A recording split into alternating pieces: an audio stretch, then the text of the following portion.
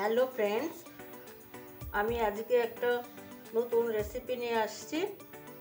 এর জন্য এই বিট, এখানে একটা বড় সাইজের বিট, এখানে 1.5টা গাজর, এই যে বিট আর গাজর, আর এখানে টমেটোর আছে 2টো, আর আমলকি পুরাটা না, এই যে এতটুকু নিচে একটার থেকে, আর লাগবে চিনি আর লবণ, হলুদ।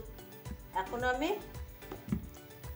এটার মধ্যে পিষে নেব এই বিট আর এই গাজর, পিষে নিয়ে তারপরে রান্না করব। এটা হবে বিট গাজরের চাটনি।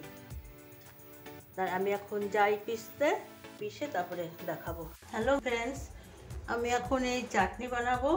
তেল গরম হয়ে গেছে, এখানে একটু ছিঁড়ে দিলাম তেজপাতা, একটা তেজপাতা আর 2টো শুকনো লঙ্কা, এখন এই সরষে দিয়ে দিলাম, আর এখানে টমেটো 2টো, আর আধাটা আধাটা আমি ওই টমেটো গাজরের সাথে পিষে নিয়েছি।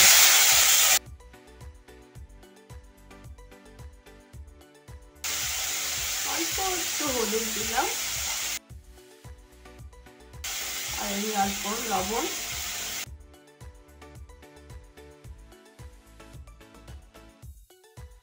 এটা একটু ভাজা ভাজা হয়ে গেলে তারপরে আমি দেব। ভাজা ভাজা হয়ে গেছে টমেটো, এখন আমি এই যে বিট আর গাজর আমলকি পেস্টটা দিয়ে দিলাম। এটা ধুয়ে জল দিয়ে দেব।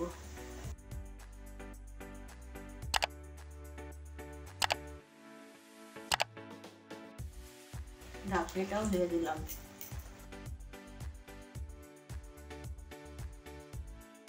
এখন আমি চিনিও দিয়ে দেব।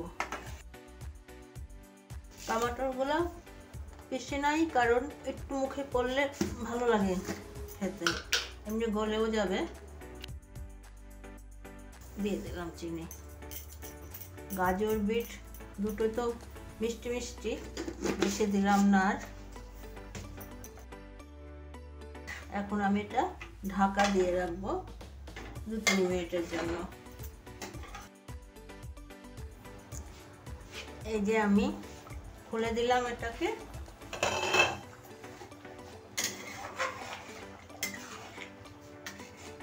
এই দেখুন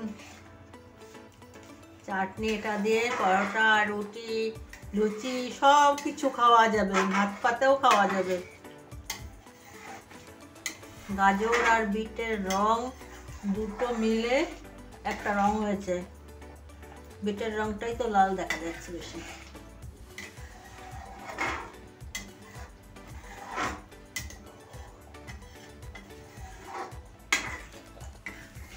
আপনারাও এভাবে বিট গাজরের চাটনি বানিয়ে খাবেন, দেখবেন। টকটা আপনাদের ইচ্ছা মতন দেবেন, যারা বেশি টক খায়। আমাদের বেশি টক খায় না তো, কম দিয়েছে। আমার হয়ে গেছে, এটা আমার হয়ে গেছে এই চাটনি। এখনো দেখুন ধোয়া বের হচ্ছে, এই দেখুন এরকম ঘনত্ব। আপনারাও বানিয়ে খাবেন এভাবে। আপনারা সবাই ভালো থাকবেন, সুস্থ থাকবেন।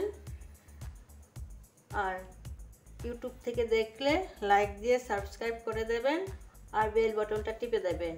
আর ফেসবুক থেকে দেখলে পরে লাইক করে দেবেন।